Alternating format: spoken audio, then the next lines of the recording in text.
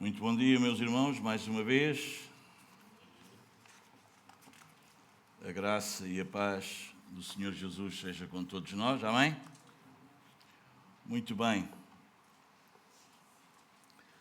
Vamos, então, com a graça do Senhor, continuar o nosso estudo, que está bem no início ainda, né? Na carta do apóstolo Paulo a Tito, temos vindo a estudar as cartas, as epístolas pastorais e estamos a fazer o estudo delas conforme elas estão na Bíblia, né? Embora não seja exatamente assim que cronologicamente elas foram escritas. Esta foi a segunda. Tito foi escrito antes da segunda carta a Timóteo, como já nós vimos isso. Muito bem, na semana passada nós vimos a saudação e o prefácio do versículo 1 ao versículo 4, embora os últimos dois foi assim em 5 minutos, mas deu, não deu?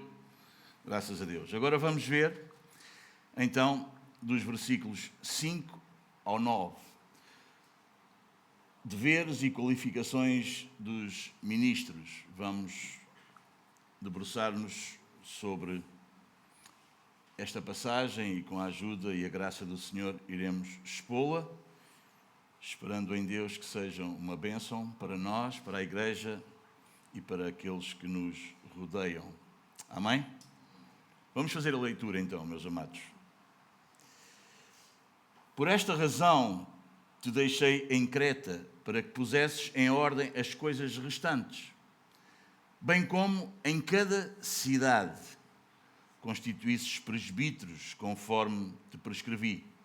Alguém que seja irrepreensível, marido de uma só mulher, que tenha filhos crentes que não são acusados de dissolução, nem são insubordinados, porque é indispensável que o bispo seja irrepreensível como dispenseiro de Deus, não arrogante, não irascível, não dado ao vinho, nem violento, nem cobiçoso, de torpe ganância. Antes, hospitaleiro, amigo do bem, sóbrio, justo, piedoso, que tenha domínio de si, apegado à palavra fiel, que é a segunda doutrina, de modo que tenha poder tanto para exortar, pelo reto ensino, como para convencer os que o contradizem. Vamos só orar mais uma vez.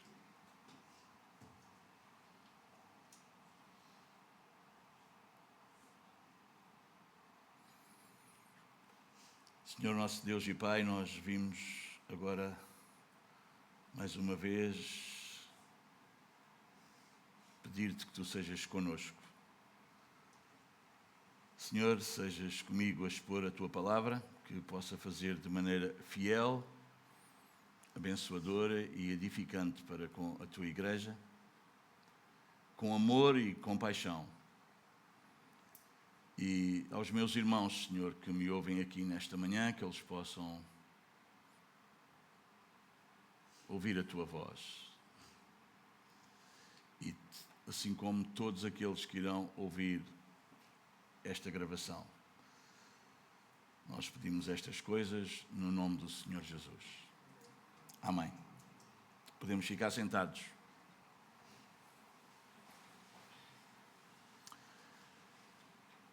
Estes versículos falam-nos de algo muito importante.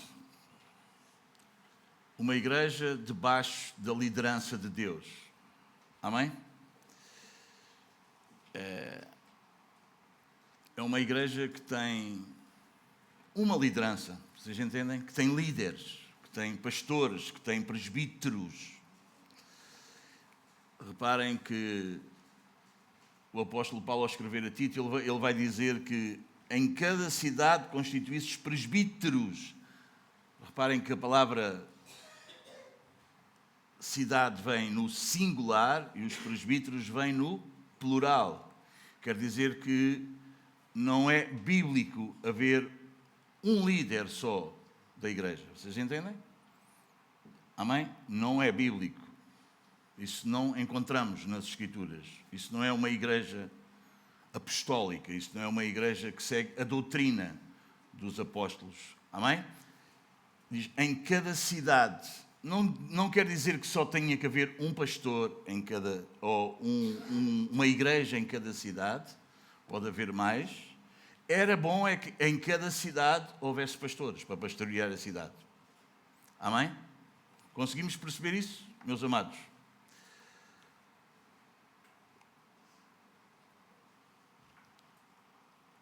Vamos ver o perfil do verdadeiro líder cristão, segundo a palavra de Deus. Nós já vimos, eu não quero estar-me a repetir muito, mas nós já vimos a semana passada que esta ilha de Creta era famosa por causa da sua corrupção moral. Então, o apóstolo Paulo, o que é que o apóstolo Paulo faz? O apóstolo Paulo vai deixar lá Tito, para quê? Para colocar em ordem algumas coisas, o restante das coisas que ainda não estão bem, vocês entendem? E também constituir presbíteros. Isto não quer dizer que Tito é que dizia quem eram os presbíteros, isto quer dizer que Tito presidia a reunião nas igrejas onde os presbíteros seriam eleitos. Os irmãos entendem? Ele não dizia, és tu, e já está, mas ele presidia a essas reuniões. Amém? Bom, percebemos que Deus deseja que a sua igreja seja ordenada, que a sua igreja tenha ordem. Amém? Percebemos que Deus quer que neste texto, percebemos que Deus quer que a sua igreja seja santa. E percebemos também que Deus quer que a sua igreja seja instruída, que tenha ensino. Isto são características da igreja verdadeira, ou de uma igreja verdadeira. Por isso é que ele diz a Tito para ele estabelecer presbíteros, não é? Paulo já tinha tido essa conversa com Timóteo, na segunda carta a Timóteo, no capítulo 2, no versículo 2, diz: e o que de minha parte ouviste através de muitas testemunhas, isso mesmo transmite a homens fiéis e também idóneos para instruir a outros. Amém? Então, homens que refletem, homens que possam refletir o caráter de Cristo. A igreja verdadeira é governada, em primeiro lugar, por Deus, mas também por líderes piedosos, homens irrepreensíveis, comprometidos com a palavra, com a verdade, com as Escrituras. Amém? Essa é uma verdadeira igreja. João Calvino vai dizer: nada é mais destrutivo à igreja do que a ausência de liderança piedosa e instruída pelas Escrituras. Nada é mais prejudicial, nada é mais destrutivo para uma igreja, irmãos. Amém? Então Paulo vai mostrar a Tito 3 aspectos fundamentais para que a igreja seja saudável. Primeiro, vimos logo no versículo 5, ordem divina. Deus é um Deus de ordem. Deixa-me só aproximar aqui um pouco o meu caderno. John Stott diz que a ordem na igreja não é um formalismo. É antes o reflexo do caráter do Deus que essa igreja adora. Os irmãos entendem? Conforme, não é? A igreja é ordenada, conforme se vê a ordem na igreja, ou a falta dela. Vocês entendem? Isto não é uma questão de formalismo, não é uma questão de forma, de método. Antes é uma expressão, é uma evidência do caráter do Deus que a igreja adora. Amém? Se nós adoramos a Deus com ordem, com doutrina, segundo as Escrituras, isso reflete-se. Não é? Quem vem, quem está, quem observa a igreja, quem conhece os membros da igreja, vocês entendem? Isso é um reflexo, porque nós sempre, adoração é um estilo de imitação. Nós sempre imitamos quem nós adoramos. Vocês entendem? Amém? Então, se a igreja adora um Deus falso, se a liderança não é tão instruída nas Escrituras e tão bíblica, se a liderança acha que qualquer coisa pode fazer parte do culto, então isso também é visto na adoração da igreja. E a adoração da igreja é a expressão do caráter do Deus que essa igreja adora. Então, se nós queremos conhecer uma igreja, é nós percebermos como é que é o culto dessa igreja. E nós, ao vermos como é o culto, como é que se desenvolve o culto na igreja, nós conseguimos perceber se essa igreja é uma igreja bíblica ou não, se está um pouco equivocada, não é? Vocês entendem? Amém? Porque Deus é um Deus de ordem. É ou não é? Isso vimos logo no início das Escrituras. Em Gênesis, capítulo 1, havia um caos, havia uma desordem total. E Deus coloca em ordem. Deus diz, haja luz, houve luz. E Deus vai colocando em ordem tudo isso. Amém? Deus é um Deus de ordem, não um Deus de desordem. Amém, meus amados? A criação é uma demonstração da ordem de Deus. A criação tem um propósito, tem uma sequência, tem uma harmonia. Tudo isso faz parte da ordem em que Deus cria as coisas. Então, meus amados irmãos, com a igreja, não é? Com os crentes, não pode ser diferente. Não pode ser uma coisa qualquer. Vocês entendem? A igreja não pode ser uma coisa qualquer. A igreja não pode ser o que tu gostavas que a igreja fosse. Nem pode ser o que eu gostava que a igreja fosse. A igreja não é a minha imagem. A igreja é a imagem de Cristo. A igreja não é segundo as minhas palavras. A igreja é segundo as Escrituras. Amém, meus amados? E isso é tão importante nós conseguirmos entender isso. Daí Paulo deixar Tito em Creta para pôr em ordem, para colocar em ordem as coisas. Porque aquilo era uma bagunça. E por incrível que pareça, não é? Passado tantos anos, em vez de termos aprendido a ser igreja, acho que, infelizmente, muitas vezes, o que acontece é que temos desaprendido de ser igreja.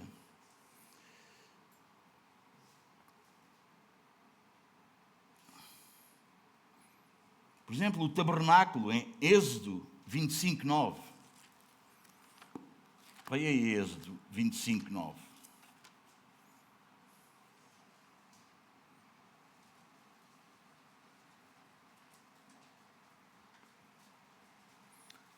Olha o que é que diz. Segundo tudo o que eu te mostrar para modelo do tabernáculo e para modelo de todos os seus móveis, assim mesmo o fareis. É como Deus diz. Amém? É como Deus diz. Não é como eu gostava que fosse. Não é como me parece melhor. Não é como eu mais gosto. Não é como eu me sinto melhor. Assim como eu te mostrei, o fareis. Isto com o tabernáculo. Mas na adoração, em Levítico, capítulo 10, um pouco mais à frente.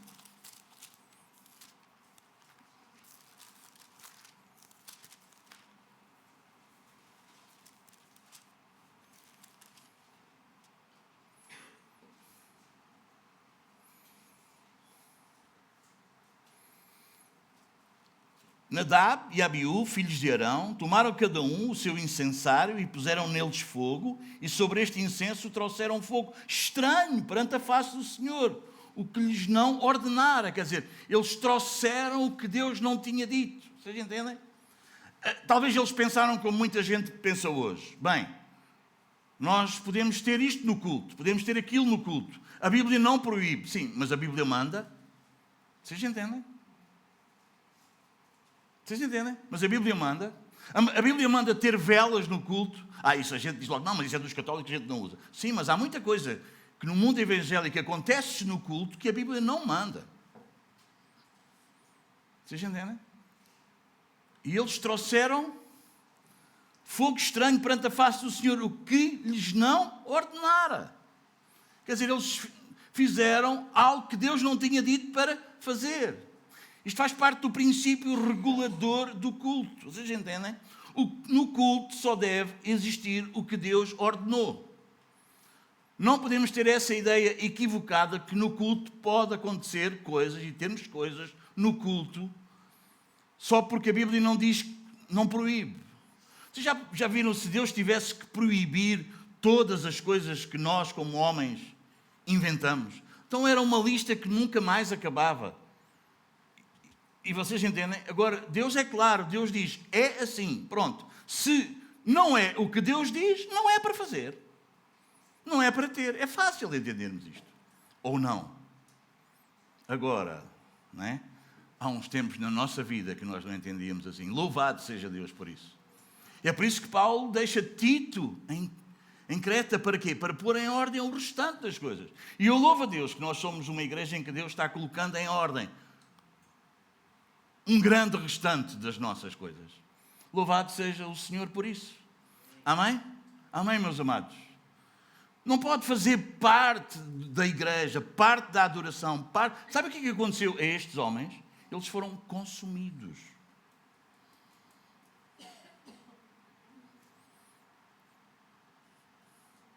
Eu acho que vivemos tempos onde a misericórdia, a graça, a longanimidade de Deus está acontecendo nestes dias de uma forma incrível, irmãos.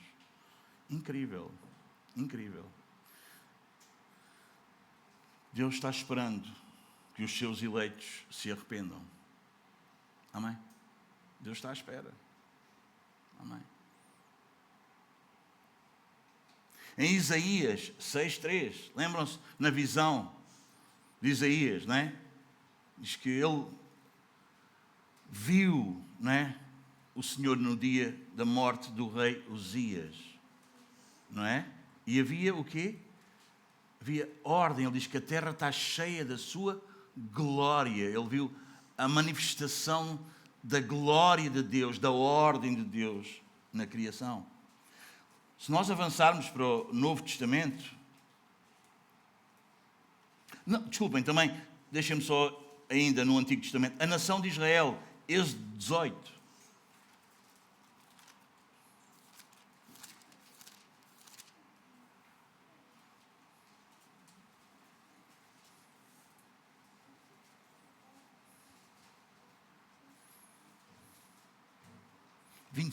Escolheu, pois, Moisés, homens capazes de todo o Israel, e os constituiu por cabeças sobre o povo, chefes de 1000, chefes de 100, chefes de 50 e chefes de 10.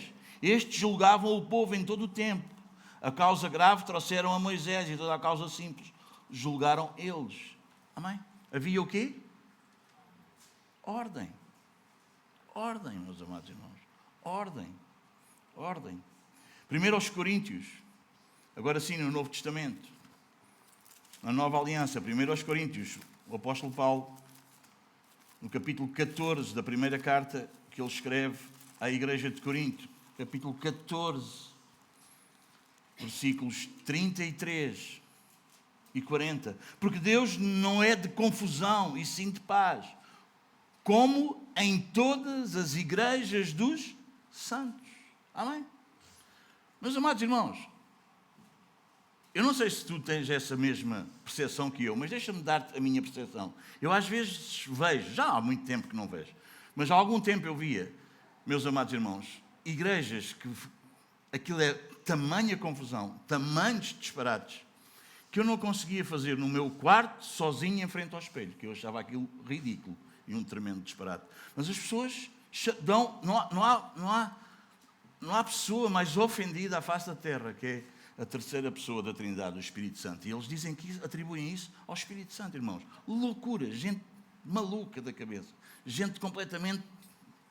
Irmãos, não dá para entender. Nós, com o mínimo de senso comum, nem precisa ser habitado pelo Espírito, nem precisa ser nascido. O mínimo de senso comum não faz os disparates que essas pessoas fazem, que líderes fazem, irmãos. Nós não conseguíamos fazer sozinhos, sem ninguém ver, porque nós próprios, à frente do espelho, nós achávamos ridículo e nos iríamos envergonhar. Mas hoje é o que paira aí.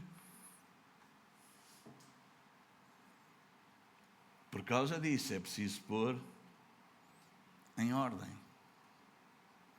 É preciso pôr em ordem, meus amados irmãos. É preciso pôr em ordem. Não é um formalismo. é revelarmos, é sermos uma expressão desse caráter santo, puro, sábio, desse Deus que nós adoramos, meus amados irmãos. Amém? Amém, meus amados irmãos. As pessoas dizem, perdem o controle. Mas perde o controle. Como é que perde o controle? Se um dos aspectos do fruto do Espírito é domínio próprio. Como é que perde o controle se o espírito do profeta está sujeito ao profeta? Como é que perde? Eu não aguento. Aguenta, claro que aguenta. Tu não aguentas porque tu não conheces. Tu és um analfabeto das Escrituras. Tu não conheces a Deus. Amém? Versículo 40. Daqui, do capítulo 14 da carta do apóstolo Paulo aos Coríntios. O que é que diz? Tudo, porém, seja feito com ciência e ordem. Qual é a dúvida? Qual é a dúvida, meus queridos? Qual é a dúvida? Amém?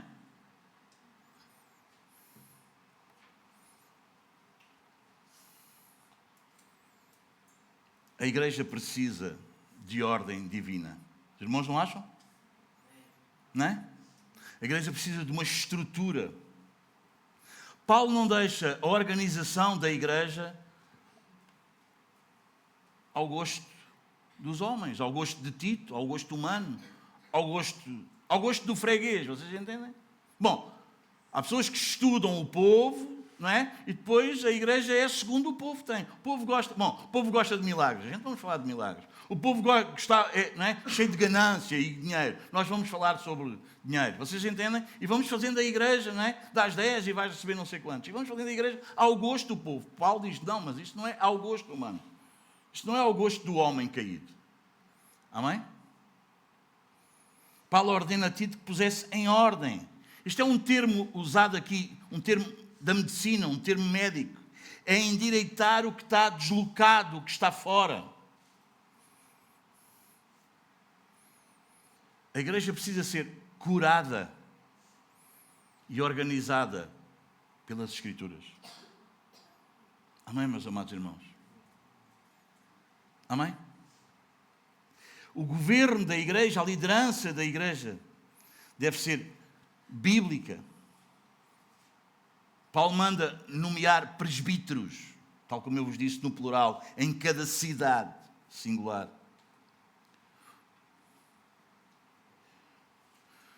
Um presbitério deve governar a igreja local. Deve ser um colégio, deve ser um conjunto de presbíteros, representativo e pastoral. Não autocrático, não alguém com o poder centrado nele próprio, numa única pessoa. Calvino diz num livro que ele escreveu, As Institutas da Religião Cristã, ele diz, presbítero e bispo, porque nós encontramos aqui em Tito, alguém que seja, quando fala dos presbíteros, irrepreensível, e depois no versículo 7, é indispensável que o bispo seja irrepreensível também. Então uma das características do presbítero, do bispo, do pastor, é tudo igual. O Calvino vai nos dizer, presbítero e bispo são o mesmo ofício. Um nome descreve a dignidade, o outro a função. Amém? Mas é precisamente a mesma coisa, embora às vezes nós possamos ser atingidos por muito, talvez, do nosso catolicismo e também de algum evangelicalismo, não é? Uma igreja desorganizada é completamente vulnerável ao erro. Uma igreja sem ordem, ela é muito vulnerável a que haja erros. A verdadeira ordem também, precisamos entender isso, que vem das Escrituras. Não vem das tradições, não é porque sempre foi feito assim, não é porque sempre fizeram assim que vamos fazer. Vocês entendem? Não vem da tradição, vem das Escrituras. Vem do que as Escrituras dizem. Amém, meus amados? E perceber que a liderança é uma dádiva de Deus. É um presente de Deus. Nunca vejas os presbíteros, os pastores, não é? Como tipo cães de guarda, como tipo polícias, como tipo um juiz que está sempre a querer te apanhar no que tu fazes de mal. Não. Olha para a liderança, olha para o presbitério, olha para os pastores como um presente de Deus para a tua vida. Uma dádiva. Porque é isso que de verdade eles são. Eu sei que às vezes temos um olhar errado para a liderança. Por causa, talvez, da nossa cultura, em que basta alguém ser líder, basta alguém estar acima que é logo para mandar abaixo, não é? Muita influência da nossa cultura portuguesa, não é? E dessa ideia comunista de que quem está acima tem que ser para mandar abaixo, não é? A ideia de se manda, eu não obedeço. Se me pedir por favor, vai. Autoridade não dá. E vemos isso, não é? Nos nossos noticiários, nas nossas jornais, não é? É incrível como é que as pessoas, hoje em dia, meus amados irmãos, estão a lidar com as autoridades. Não há um mínimo de respeito pela autoridade. Eles quiseram tirar Deus da história. E eles têm aí o caos que eles procuravam. Os filhos não respeitam os pais. Os empregados não respeitam os patrões. Sei lá, os alunos não respeitam os professores. As pessoas não respeitam o governo. Sei lá. Em algumas igrejas, os pastores são desrespeitados.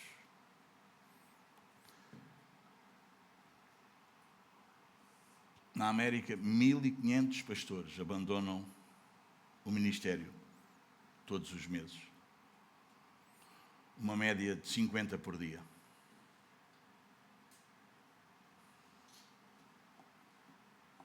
Não é brincadeira, meus amados irmãos. Não é brincadeira.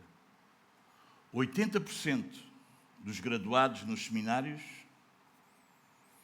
estão fora do exercício pastoral nos primeiros 5 anos. Eles não aguentam. 80%.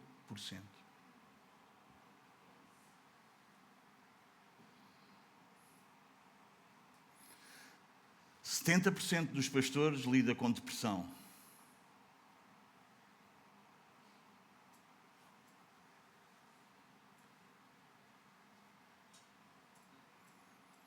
Domingos, para que é que nos estás a dizer isso?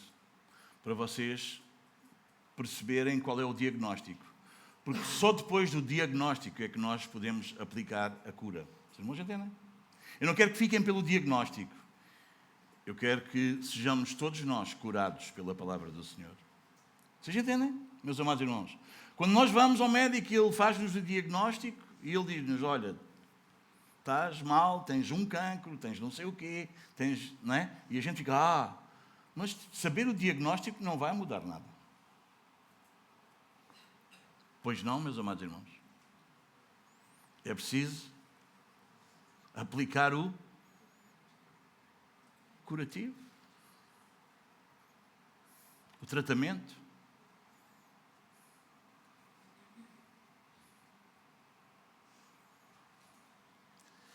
Em primeiro lugar, precisamos perceber que ser pastor ou presbítero não é um trabalho, é uma vocação. Amém?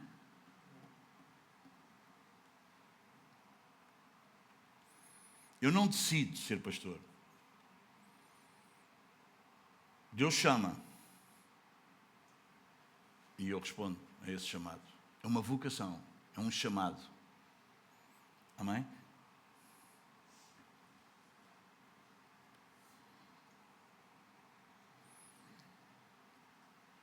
Que é tipo o peixe pescada. Vocês conhecem pescada? Antes de ser pescada, já é pescada. E pastor é um bocadinho isso, ou presbítero. Antes de ser, já é. É só alguém que é reconhecido ser, que depois o presbitério e a igreja reconhece que esse é pastor. É antes de ser, já era. Ninguém começa a ser pastor porque estudou no seminário e agora acabou e agora já é. Toda a gente acha que não é. É que antes de ser, já era. Porque se não é antes de ser, é porque não é. Está confuso ou consegui baralhar-vos o suficiente hoje de manhã ou está claro? Clareou ou complicou? Amém? Amém? Tem que haver evidências. Não é? Tem que haver evidências na vida, no caráter. Amém, meus amados? Efésios, capítulo 4.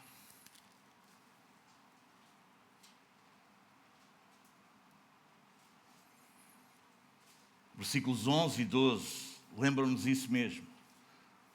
Lembram-nos que são um presente.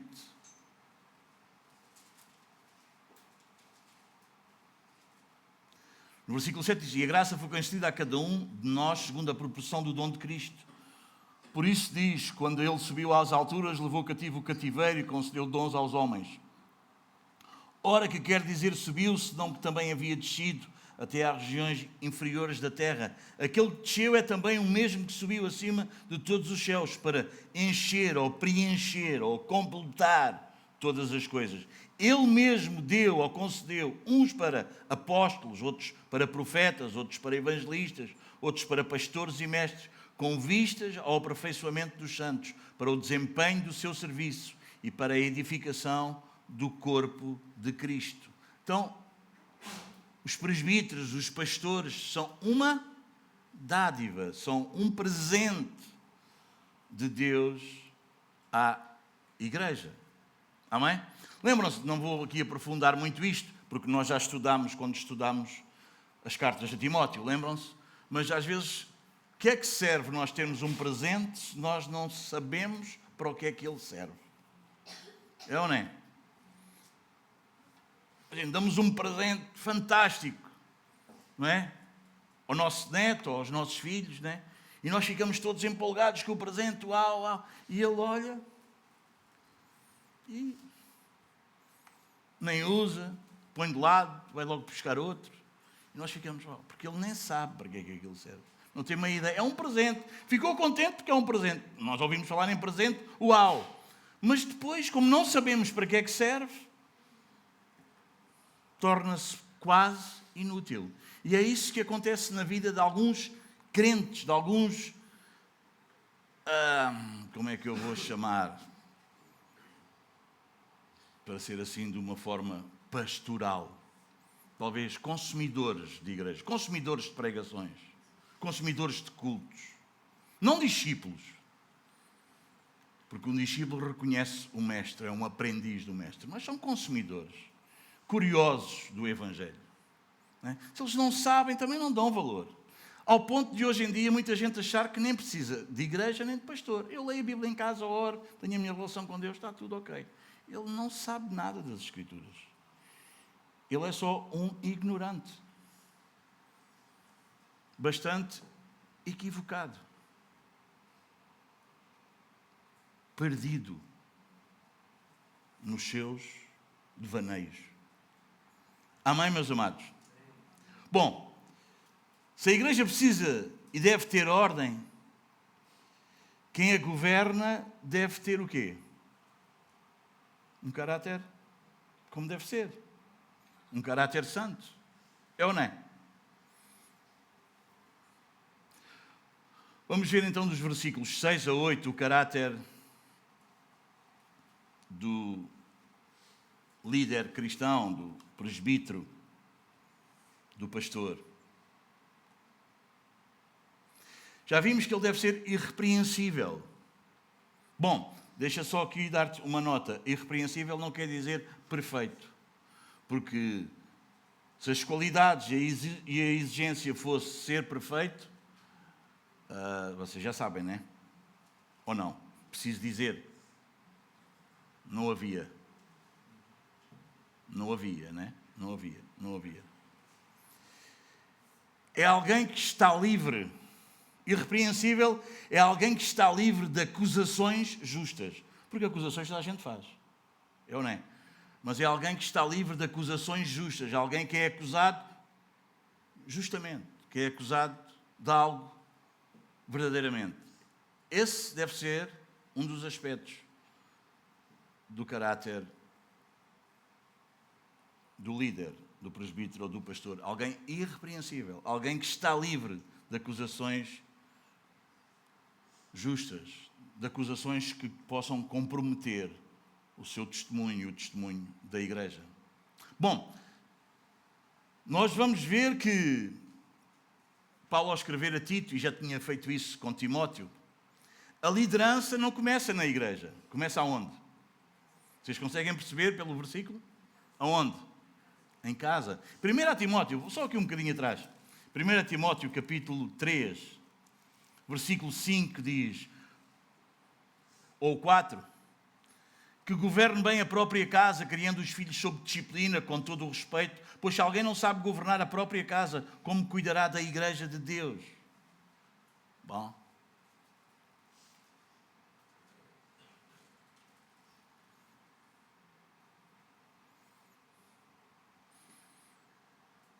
Tanta gente que quer ser líder na igreja, quer liderar na igreja, quer ser pastor. Em primeiro lugar, não se lidera a ele mesmo. Não tem domínio próprio. Não é? E depois, a casa também não lidera. Mas quer liderar? Matthew Henry diz, o que o homem é no seu lar, ele será na igreja.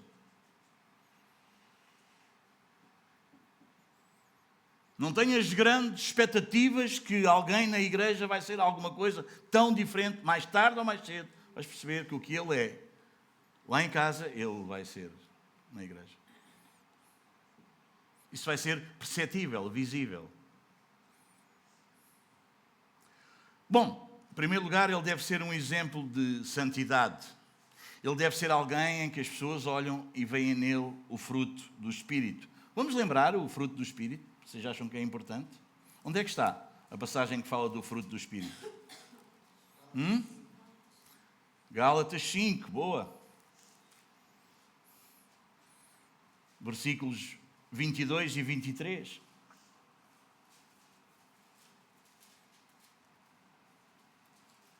Não é.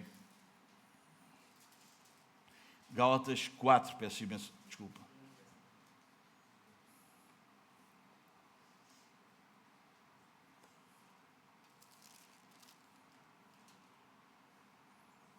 Não. Vocês enganaram. 5. Desculpem, como é que podia ser? Eu estou em Efésios e isto estava a baralhar tudo. Estava a ver que a minha Bíblia estava toda trocada hoje de manhã. Não, eu estava em Efésios. Peço imensa desculpa. Gálatas 5, 22. O fruto do Espírito é amor. Não é? E como é que o amor se expressa? Como é que o amor se percebe? Não é? Alegria, paz, longanimidade, benignidade, bondade, fé ou fidelidade, mansidão, domínio próprio. Estas são características, amém? Que fazem parte do presbítero ou pastor que Deus chama, porque quem Deus chama, Deus capacita. Ele deve ser um exemplo de santidade.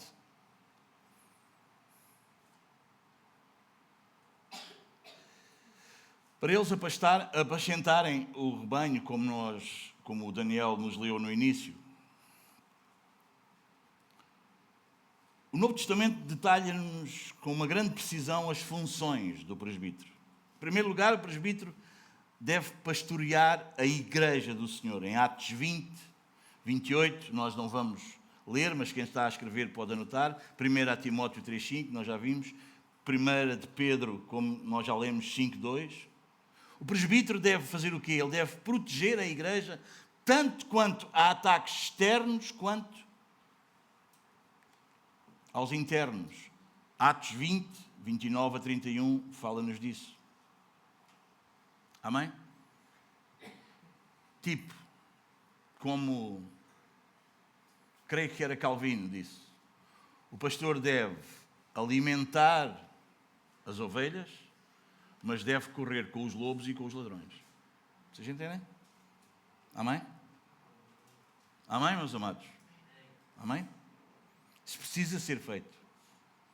Isso é esperado. Vocês entendem? Isso é esperado da liderança. Isso é esperado de uma liderança bíblica, meus amados irmãos. Ecumenismo não é connosco. Nós estamos a ver agora aí um desenvolver de uma coisa que é contra a Bíblia. A unidade da igreja não é isso. Então, mas Domingos, porquê é que tu dizes isso? Qual é a tua base? As Escrituras? As Escrituras. Fica muito bonito, não é? O padre andasse a abraçar o pastor ir pregar lá no Vaticano, não é? Como alguns da Assembleia foram, não é? Lá do Videiro, o que é que era aquilo? A origem deles.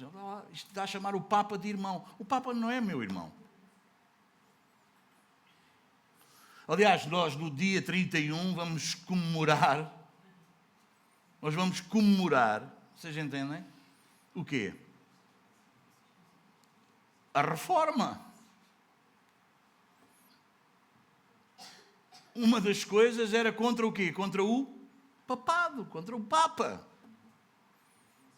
Mas hoje há gente que diz, não é? Que está tudo bem, que somos todos irmãos e temos é que estar juntos, que são mais as coisas que nos unem do que as coisas que nos separam. Isso pode parecer muito bonito, poético, filosófico, mas é antibíblico.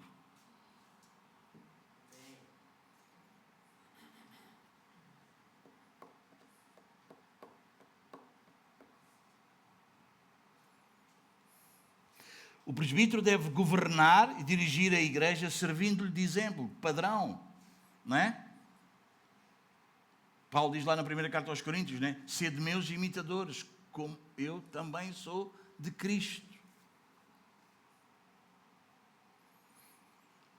O presbítero deve pregar a palavra, ensinar a sã doutrina e conseguir refutar aqueles que o contradizem. O presbítero precisa de orientar a igreja nas questões doutrinárias e também nas questões éticas. O presbítero deve viver de tal forma que a sua vida deve ser um exemplo para todo o rebanho.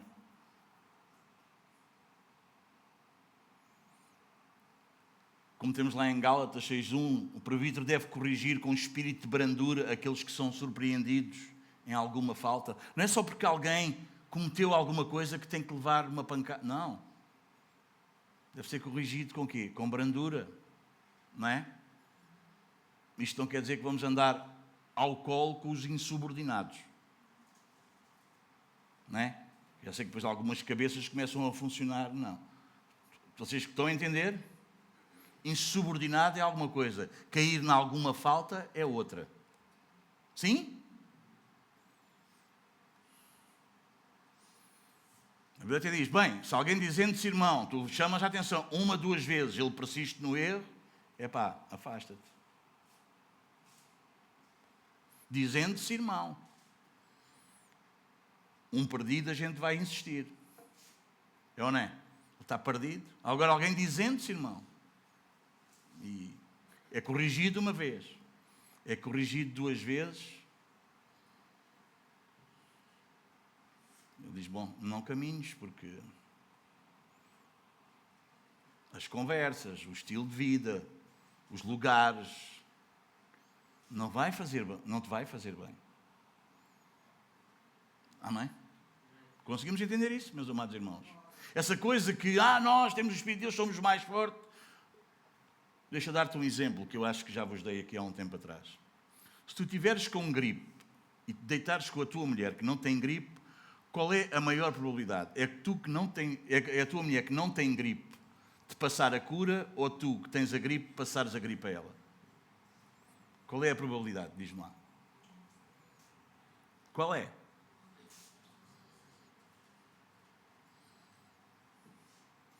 Às vezes ficamos chocados porque é que as Escrituras nos dizem isso. Afasta-te. Não é? O Salmo 1, não é? Não te sentes, não é? Não fiques, não estejas lá, não é? Às vezes ficamos, não, mas como é que é? Então a gente vai... Eu não estou a dizer que nós temos que nos meter em mosteiros, sei lá, enclausurados num sítio para vivermos uma vida santa. Não. Quando os telefonemas começam a ser maledicência, murmuração, não vamos continuar. Mesmo que alguém se diga irmão, mesmo que alguém se diga irmão e diga, é só para ajudar, irmão. Estou a contar-lhe isto, é só para ajudar. Então vem com a conversa, olha, já falaste com a pessoa, já falaste, sabes a irmã, não sei quantos, o irmão, já falaste com ele? Não, então fala primeiro. Amém, meus amados irmãos? Agora, quando alguém é surpreendido em alguma falta, nós devemos corrigir com brandura, porque nós devemos lembrar-nos que nós também podemos cair aí. Então, como gostamos que nos tratassem, nós vamos tratar o outro. O outro não é um perdido só porque caiu numa falta. O outro não é um bandido só porque... Vocês entendem? Agora, quando alguém persiste... Bom. O presbítero deve velar pelas almas daqueles que lhes são confiados, sabendo que vai prestar contas do seu pastoreio no final dos dias, ao Supremo Pastor, Hebreus 13:17. O presbítero deve exercer o ministério da oração, orar pelos crentes. Deve cuidar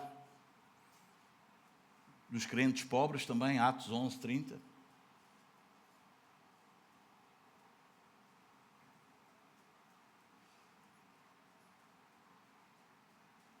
Calvino vai dizer que o presbítero deve ser alguém de reputação ilibada, sem mancha.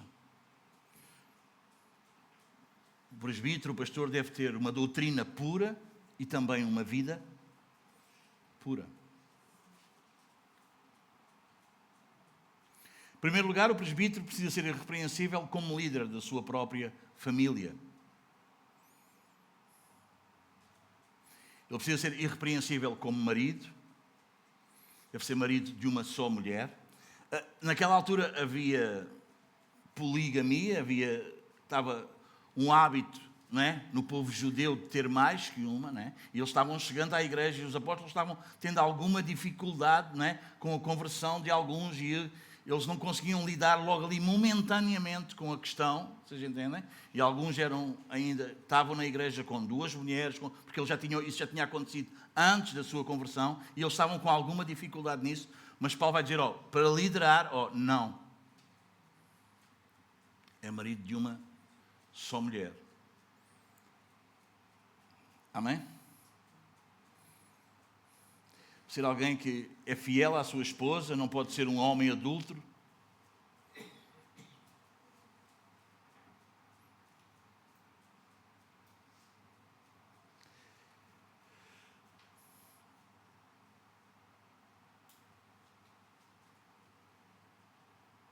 Claro que o Paulo não está a excluir do presbitério os homens solteiros ou viúvos que se casaram.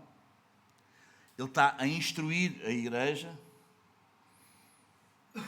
que os polígamos e os que se divorciam e se casam novamente por razões não amparadas pelas Escrituras estão desqualificados para esse ofício. Vocês sabem quais são as razões amparadas pelas Escrituras para o divórcio?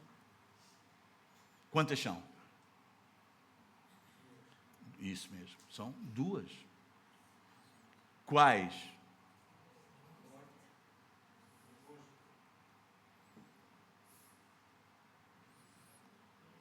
Primeiro delas, o adultério.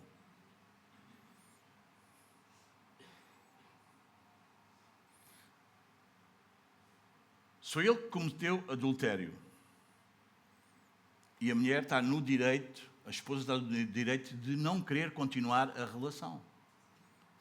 a esposa pode se divorciar do marido. Não é? Ela pode casar novamente ou não? Pode. E ele?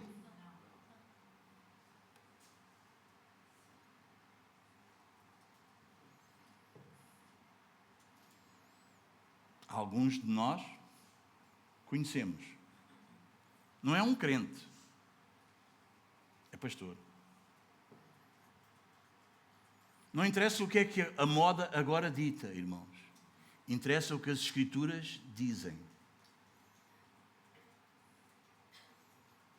Não pode. Não pode. Já agora deixa dar-te o texto, Mateus, capítulo 19.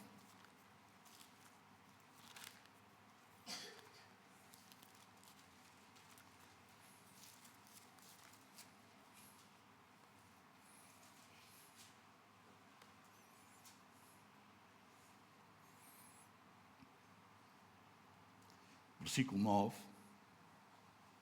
Eu, porém, vos digo, quem repudiar sua mulher, não sendo por causa de relações sexuais ilícitas, e casar com outra, comete adultério. E o que casar com a repudiada, comete adultério.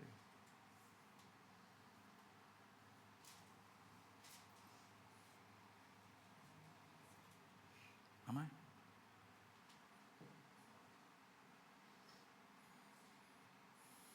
Amém? Não vale tudo. É preciso pôr em ordem. Não é? Ninguém cria uma esposa como a igreja, só Cristo. Mas pelo facto de Cristo nos escolher a sua noiva no meio do pecado, a igreja não continua no pecado. Ele nos tira do pecado. Uma das evidências de que alguém é habitado pelo Espírito, nasceu de novo e pode dizer que faz parte da igreja de Cristo, é alguém que odeia o pecado.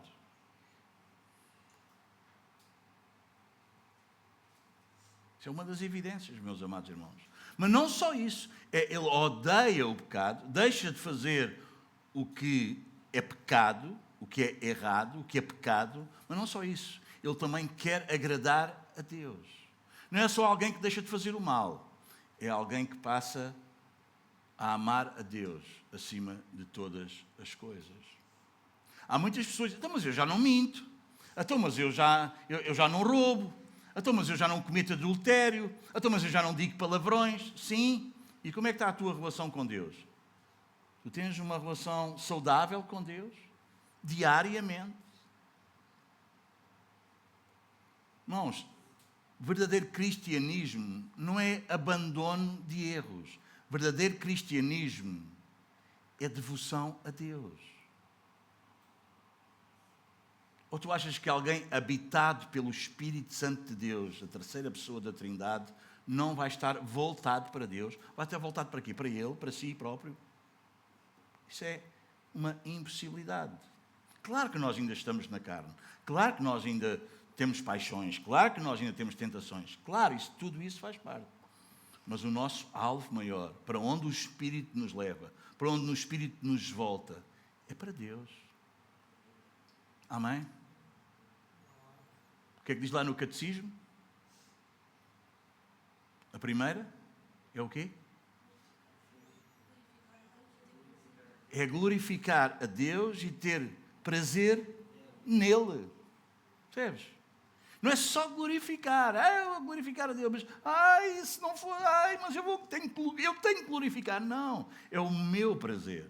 E porquê que isso antes não era o meu prazer e agora é o meu prazer? Porquê que é isso? Porque Ele transformou o meu coração. Eu tinha um coração de pedra e agora tenho um coração de carne. Quer dizer, eu tinha um coração insensível para Deus e para as coisas de Deus e agora Ele me deu um coração sensível para Deus e para as coisas de Deus. É isso que é o novo nascimento. É por isso que quando Jesus tem a conversa com Nicodemos, Ele diz, o teu mal é grave, Nicodemos. Isso é muito grave. Isso não passa com medicação. Mas o Nicodemos era um crente de hoje em dia. Ele sabia que Jesus veio de Deus, ele sabia que os milagres que Jesus fazia era porque Deus tinha dado o poder a Jesus para isso, não é? Ele sabia isso, então ele estava pronto para ser batizado, para congregar numa igreja, e ele acreditava em Jesus e nos milagres, e quanto mais milagres, melhor. Mas sabe o que é que Jesus disse a Nicodemos? Nicodemos, necessário vos é nascer de novo.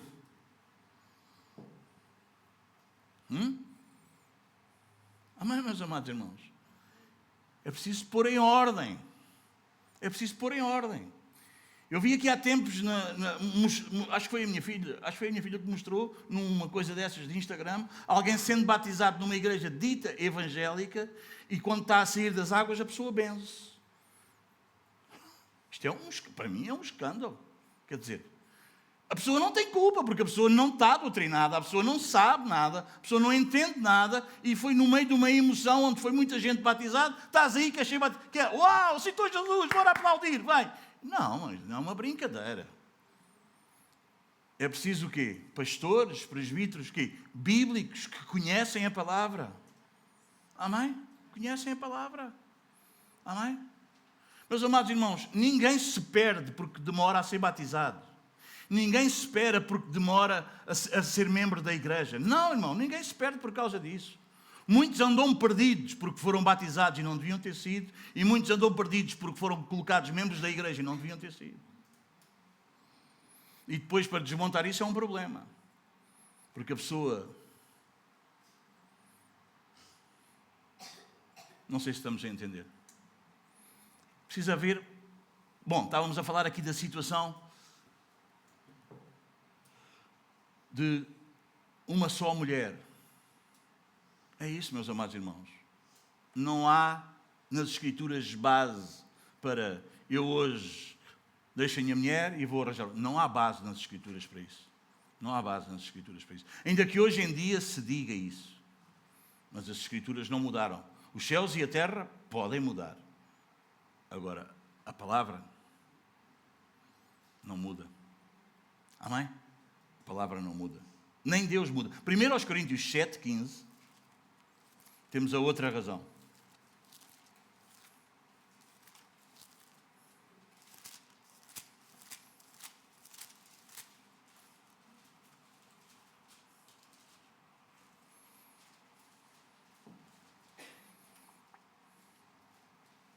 Mas se o descrente quiser apartar-se, que se aparte. Em tais casos não fica sujeito à servidão nem o irmão nem a irmã. Deus vos tem chamado a... Se é o descrente que quer deixar, imagina. Alguém é casado. Ou ele ou ela, não é? Foi salvo por Cristo Jesus. O outro quer deixar. Como é que o outro vai ficar? Vai ficar toda a vida solteiro porque o outro quis abandonar? Não. Porque ele não está sujeito a quê? À servidão, à escravidão. Ele tem direito a quê? À paz. Vocês entendem? Conseguimos entender isso? Faz diferença da outra situação que nós falamos. Estas são as duas razões que nós temos base bíblica para a situação, para o divórcio.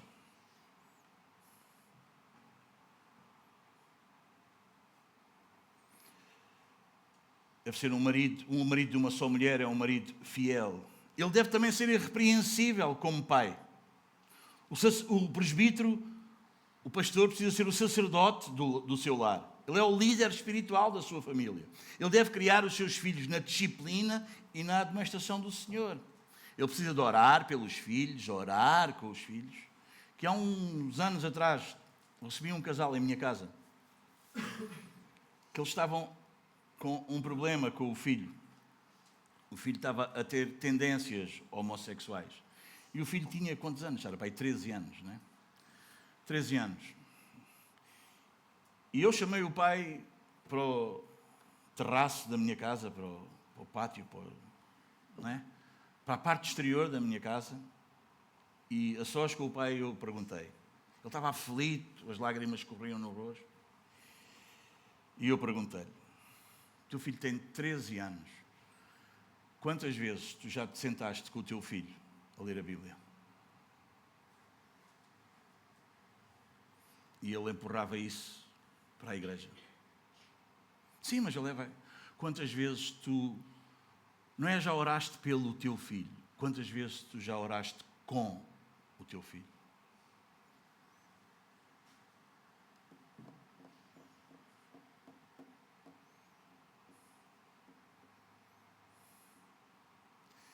E sabem, meus amados, este casal, ele não era um crente qualquer, ele pertencia ao ministério de uma igreja.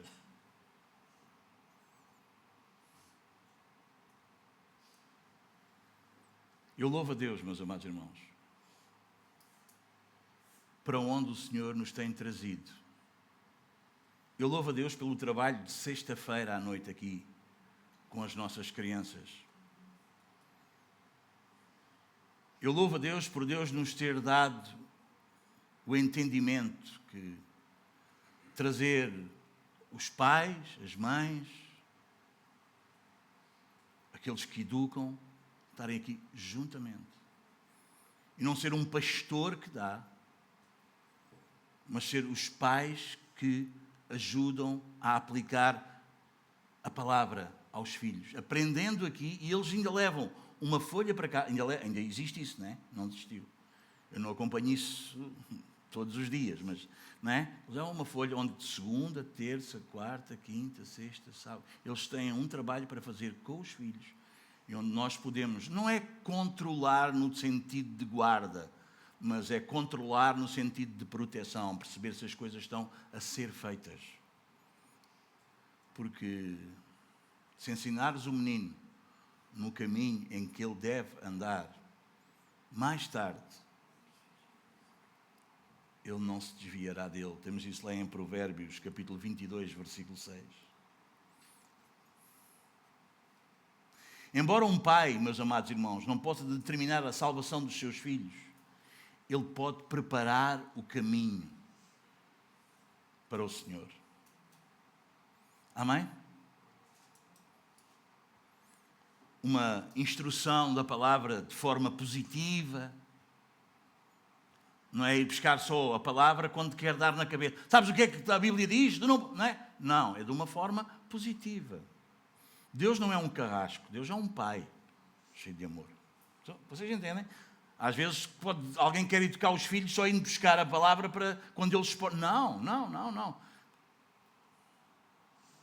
Também de uma maneira amorosa, aplicar a disciplina.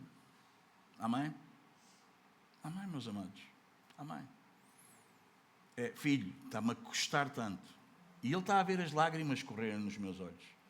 Está-me a custar tanto eu ter que agir desta maneira contigo, mas eu tenho que agir desta maneira contigo. Eu tenho que corrigir. Tu não podes voltar a fazer isso. Tu não podes voltar a dizer isso. Tu não podes voltar a ter essa postura.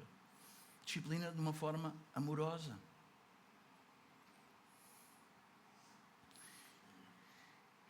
Uma coisa que o pai, como sacerdote do lar, deve evitar com os filhos é a hipocrisia. Vocês entendem? Ir ao culto é importante. Ir à igreja, deve-se ir à igreja. Pois ele não vai. Orar é importante, tem que se orar, mas ele não ora. Há uma inconsistência na vida dele, mas ele está exigindo do filho o que ele próprio não faz. Isso é um hipócrita. Isso é terrível.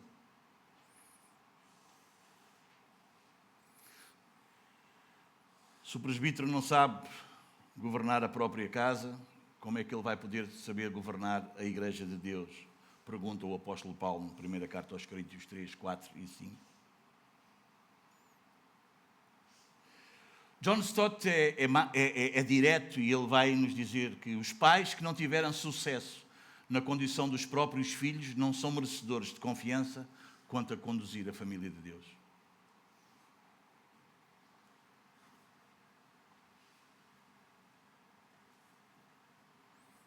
Amém, meus amados? Amém? Claro que nós estamos a falar de filhos que estão no lar. Amém? Amém? Mas precisamos ter um pouco de cuidado aqui com isto, meus amados. Porque a minha capacidade de ser um sacerdote na minha casa não é eu ser um ditador. É assim e vai, não é assim, não vai. É eu ter a graça e a habilidade da parte do Senhor na minha vida, de eu conseguir que os meus filhos me ouçam.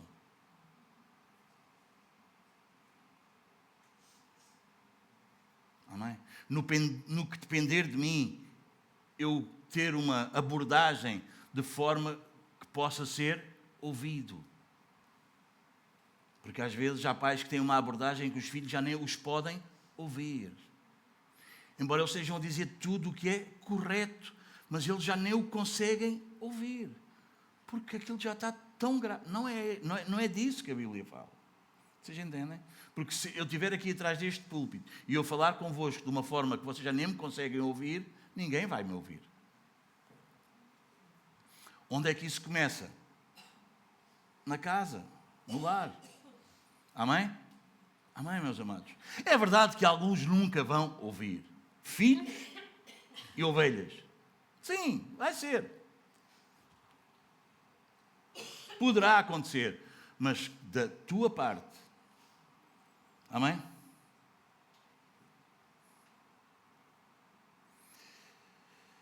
É claro que John Stott diz que quem não tem sucesso na condução dos próprios filhos não é merecedor de confiança quanto a conduzir a família de Deus.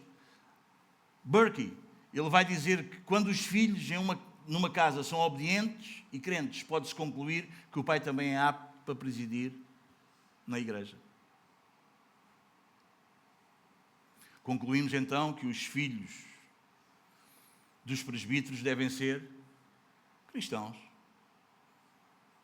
Claro que há sempre exceções à regra, mas normalmente deve ser.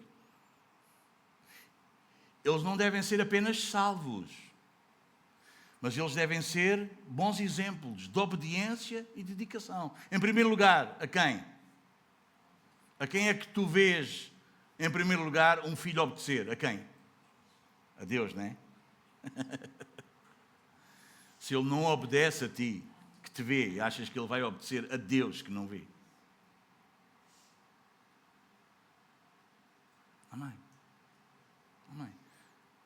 Se um presbítero, um pastor, tem um filho que é um insubordinado, que ele não obedece a ele, achas que...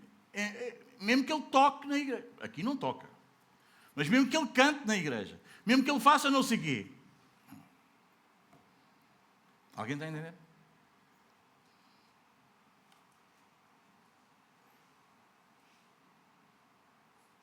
Paulo continua a dizer que os filhos dos presbíteros não podem ser dissolutos nem insubordinados.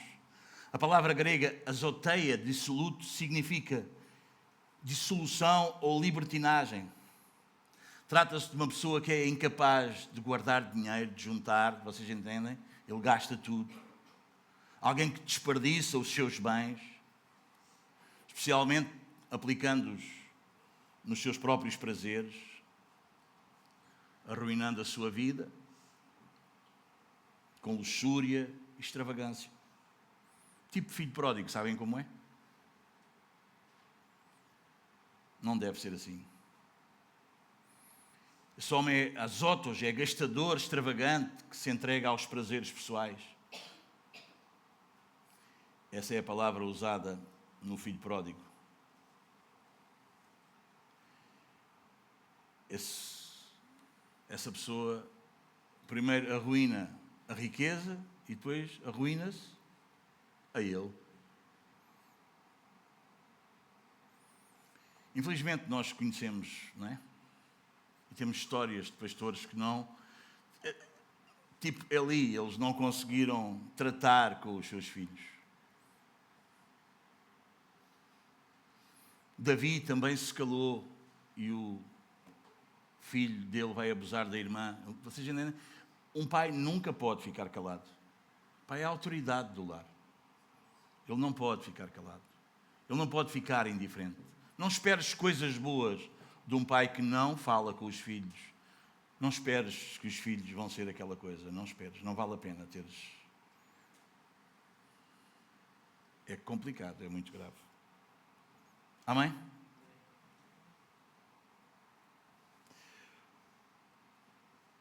Os filhos dos presbíteros não podem ser insubordinados, ou seja, precisam acatar e obedecer à autoridade dos pais.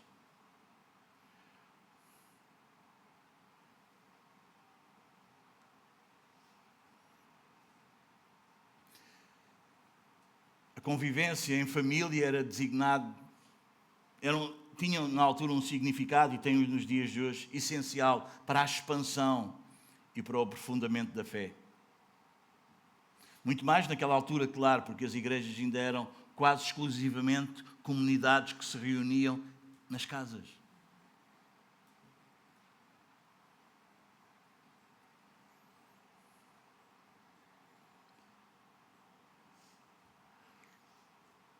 Em segundo lugar, o presbítero precisa ser irrepreensível também como dispenseiro de Deus, versículos 7 e 8.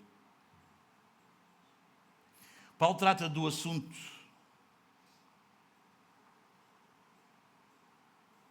do lado de negativo, o que um presbítero não deve ser, e do lado positivo, o que um presbítero deve ser. Em primeiro lugar, o presbítero deve ser conhecido pelo que ele não é. Repara que antes de falar das virtudes do presbítero, Paulo fala dos defeitos que ele não deve ter. Paulo apresenta 5 termos negativos que se relacionam com 5 áreas de grande tentação. Ou seja, arrogância, temperamento irascível, não dado ao vinho, violento e ganancioso. Vamos ver cada uma delas. O presbítero não deve ser arrogante.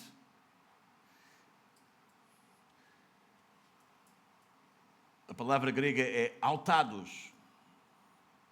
É soberbo, arrogante. Significa literalmente satisfazer-se a si mesmo. Trata-se da pessoa que se exalta a si mesma, que só se preocupa consigo mesma, olha para os outros com desprezo, com discriminação. É aquela pessoa obstinada, ela mantém sempre a sua própria opinião. Está sempre a asseverar os seus direitos.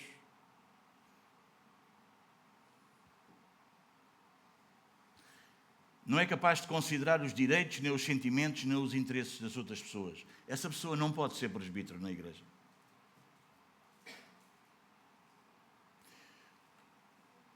Jan Getz diz que o homem arrogante é um homem egocêntrico. É uma pessoa intolerante, que condena tudo o que não pode compreender, que pensa que não há outra forma de fazer as coisas que não seja a sua, que crê que não existe outro caminho para o céu que não seja o seu, que menospreza os sentimentos e a forma de crer dos demais. Sempre precisamos das Escrituras para termos equilíbrio, meus amados irmãos. O presbítero não deve ser irascível. A Bíblia, como nós já estudámos, não classifica toda a ira como pecado.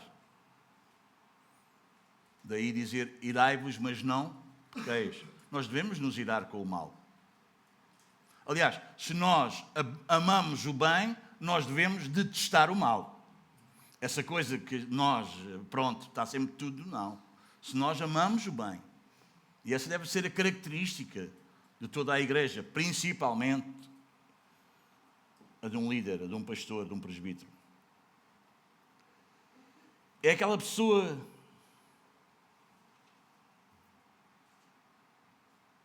que se ira com facilidade, mas para além de se irar com facilidade, ela também fica a remoer por um longo tempo a sua ira.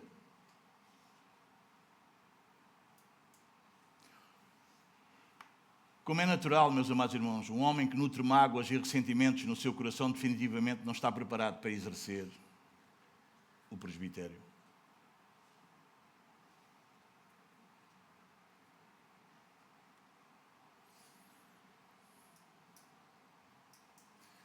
Não pode ser alguém que só tem seguidores submissos.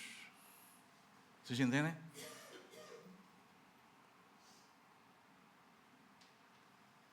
Não pode.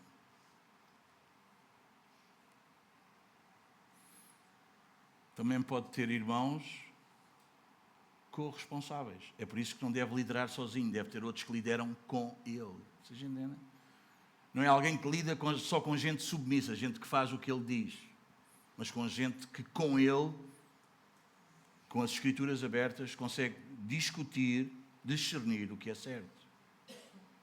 Há líderes que só conseguem ser eles e depois vai, é como eu digo, e está. E esses, só desse tipo de seguidores.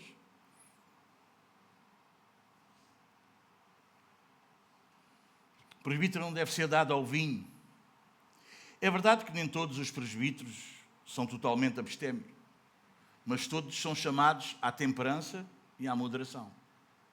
Não é? Lembram-se, lá anos atrás nós tivemos essa questão, não é? Porque eu não bebo mesmo. Não é? Depois havia a questão, não é? É pecado beber ou não beber? Não é pecado beber, é pecado não ser moderado. É pecado não ter ali temperança nessa área.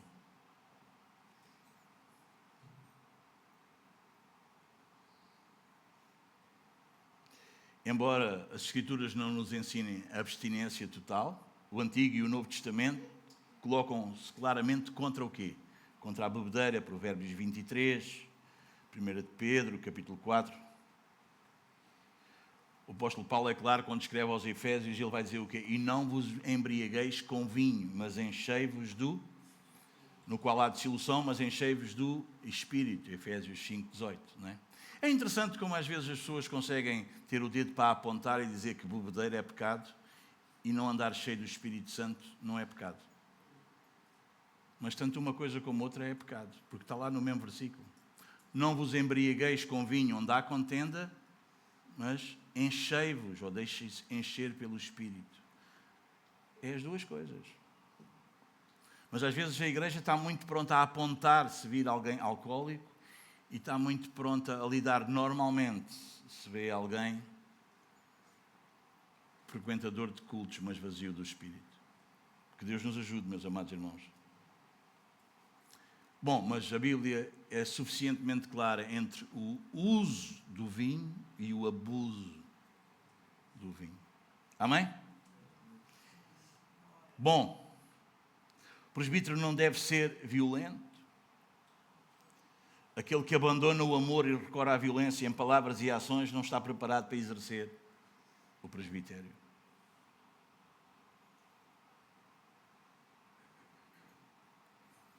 A Bíblia fala de homens que tiveram esses ímpetos de violência. Deixa-me lembrar-te alguns. Caim, que matou o irmão. Moisés, que matou o egípcio. Pedro, cortou a orelha de Malco, não é? Cuidado com os ímpetos de violência. Essas atitudes são completamente inadequadas para a vida de um presbítero. Aquele que governa os outros precisa, em primeiro lugar, governar e controlar as suas emoções, ações e reações.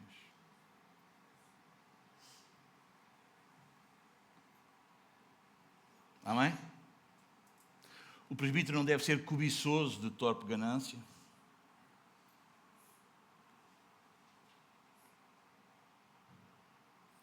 É interessante que no versículo 11,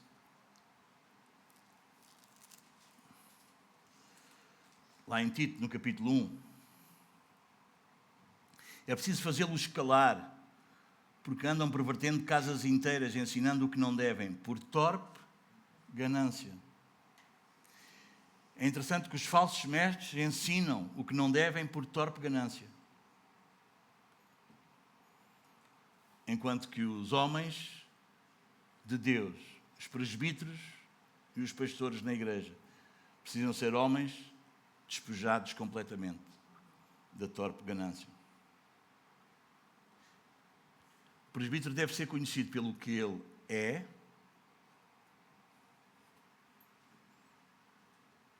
porque para Deus está sempre primeiro o ser do que o fazer.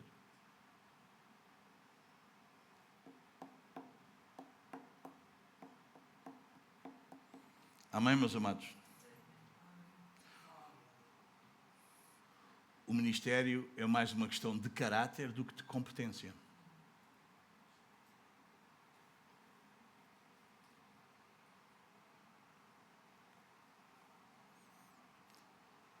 A autoridade do presbítero nasce do seu caráter e não do seu título.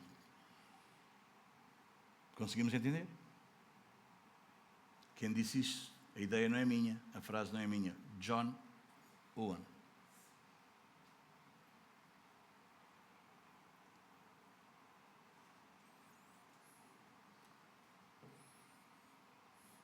A igreja deve orar por estes homens. A igreja deve orar para que a igreja tenha líderes santos e não só competentes. Amém? Tu costumas orar pela santidade dos teus líderes, dos teus pastores. A igreja não precisa só de ter líderes competentes. Precisa ter líderes santos. Hoje, desde que a pessoa seja competente, ganha as eleições. Olha o Isaltino. Bons jardins, boas áreas verdes, boas casas, bom isto, bom aquilo, bom... Muito competente na maneira como ele cuida dos seus fregueses, das suas freguesias. Mas a igreja não é isso, meus amados irmãos. O pastor não precisa ser só competente. Deve ser-lo, sim, claro. Mas precisa ser santo. Santo.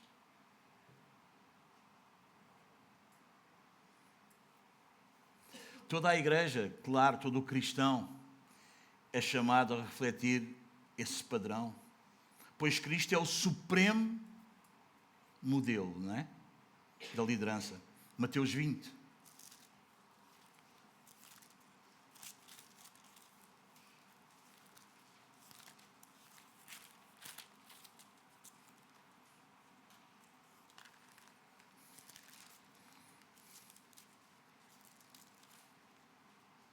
Versículos 26 a 28. Não é assim entre vós. Pelo contrário, quem quiser tornar-se grande entre vós, será o que vos sirva. E quem quiser ser o primeiro entre vós, será vosso servo. Tal como o Filho do Homem, que não veio para ser servido, mas para servir e dar a sua vida em resgate de muitos. Bom, vamos terminar mesmo. Chegamos ao versículo 9. Um caráter sem doutrina, sem uma doutrina sólida, é como uma casa sem alicerces, sem fundamentos. É ou não é? A pessoa até pode ser bom caráter, uma pessoa, mas se ele não tem doutrina. Não é? Todos nós conhecemos, não é? Gente, líderes, pastores, presbíteros, não é? Que até são gente de bom caráter, gente boa, gente, não é? Mas falta-lhe o quê? A doutrina. É por isso que Paulo acrescenta o terceiro aspecto: fidelidade às Escrituras, fidelidade doutrinária no ministério. Diz no versículo 9 o quê? Apegado à palavra fiel. O verbo anteshomai, não sei muito bem como é que se diz em grego, mas deve ser mais ou menos isto. Eu vejo-me grego para dizer o grego, mas é mais ou menos isto. É segurar firmemente, não é? Ele segura-se, ele baseia-se, é a sua base, é o seu alicerce. Ele baseia-se na doutrina. A autoridade do pastor é a autoridade das Escrituras. Meus amados irmãos, se eu vos estiver a dizer, a pregar, a anunciar, a ensinar outra coisa que esteja fora daqui, meus amados irmãos, rejeita isso. Tenho autoridade. Não é porque eu sou pastor que eu posso dizer tudo.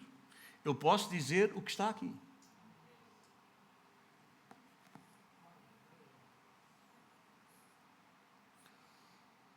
O presbítero deve ser um homem convicto.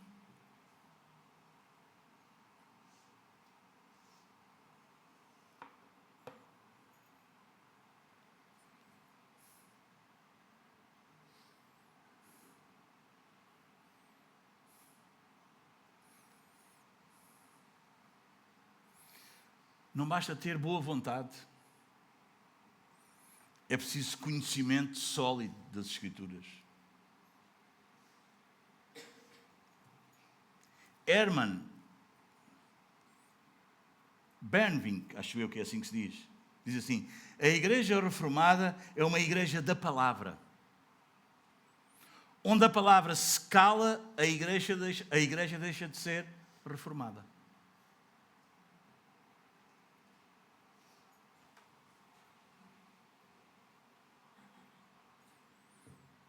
Podemos ter o título, podemos ter o placar lá fora, podemos ter o nome, mas podemos deixar de ser. Se a palavra se calar no nosso meio, se não dermos a primazia à palavra, podemos ter o nome de reformados, mas não somos.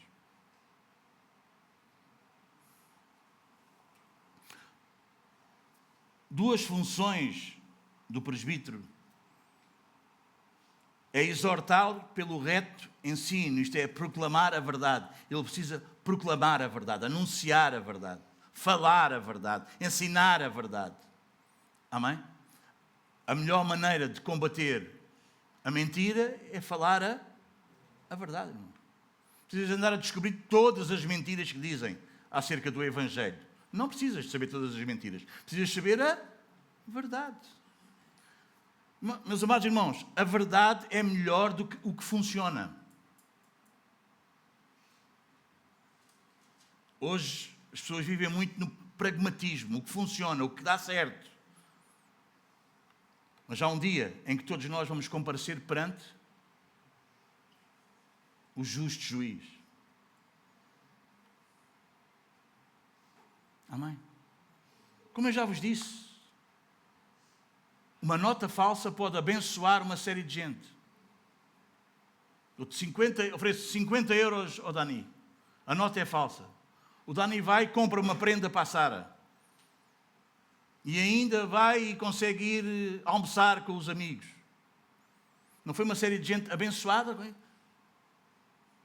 Mas chega o dia em que a pessoa que recebeu essa nota falsa foi ao banco depositar a nota. E o banco disse: esta nota não serve, esta nota não dá, é falsa.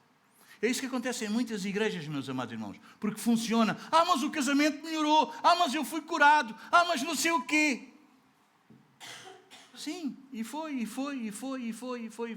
Mas quando chegares com quem tens de tratar, muitos me dirão naquele dia: mas não fizemos nós isto e aquilo e o outro em teu nome? Não vos conheço, vós que praticais iniquidade. Eram pessoas que faziam muita coisa para Deus, mas Deus não tinha feito nada absolutamente neles.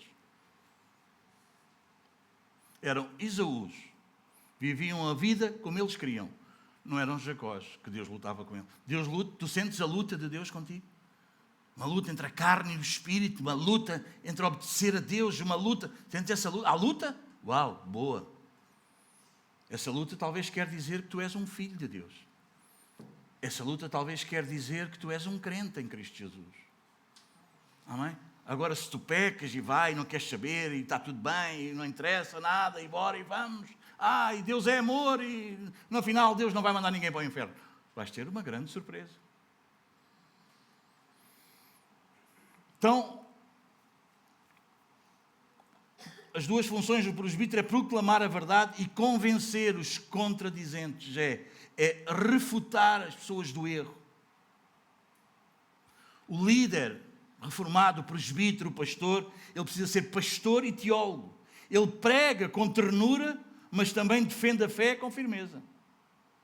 Como eu vos disse, alimenta as ovelhas e corre com os lobos e com os ladrões. Tudo gosta de ovelha. O lobo é apaixonado por ovelha. O lobo gosta mais da ovelha do que da loba. O mercenário também gosta de ovelhas. Toda a gente gosta. Se tu ouvires falar, toda a gente gosta de ovelhas. Toda a gente ama muito. Eu amo muito. Mas só há um. E só há um tipo. E só há um. Aquele que dá a vida pelas ovelhas. Esse é o sumo pastor. E toda a gente conhece João 3,16, não conhece? Porque Deus amou o mundo de tal maneira que... E 1 de João 3,16, quem conhece?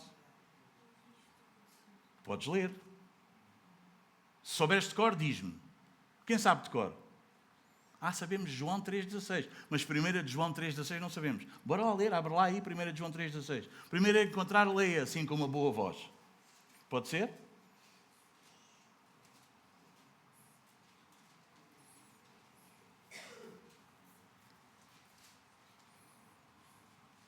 Nisto conhecemos o amor.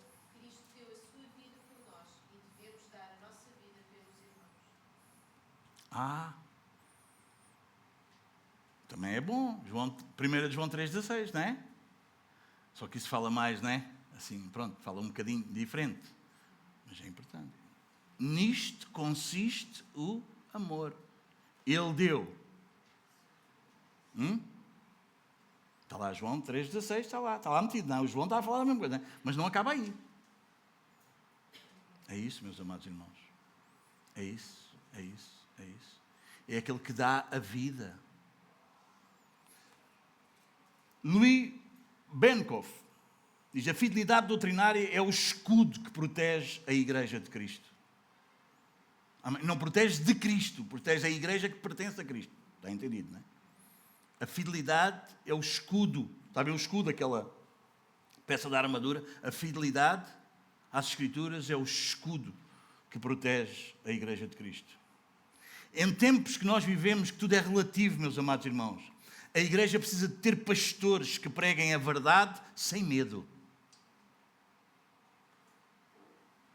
Sem medo de ficar sem salário, sem medo de ficar sem casa, porque é a Igreja que paga a casa e o salário. Sem medo.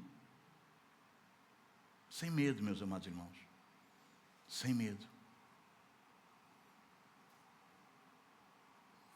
O ensino fiel é o antídoto contra o falso evangelho. A palavra é poderosa. 2 Timóteo 3,16. Aqui só um bocadinho atrás, não custa muito.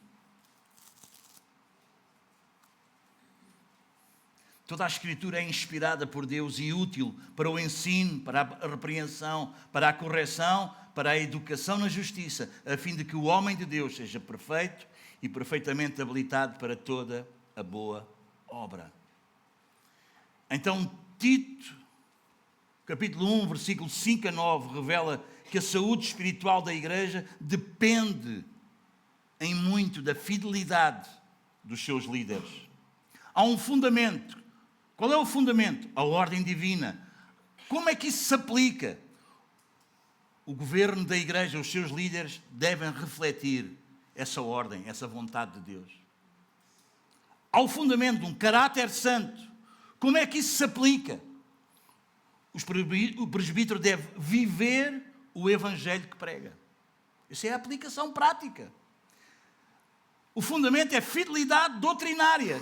Como é que isso se aplica? A palavra é o padrão supremo da autoridade.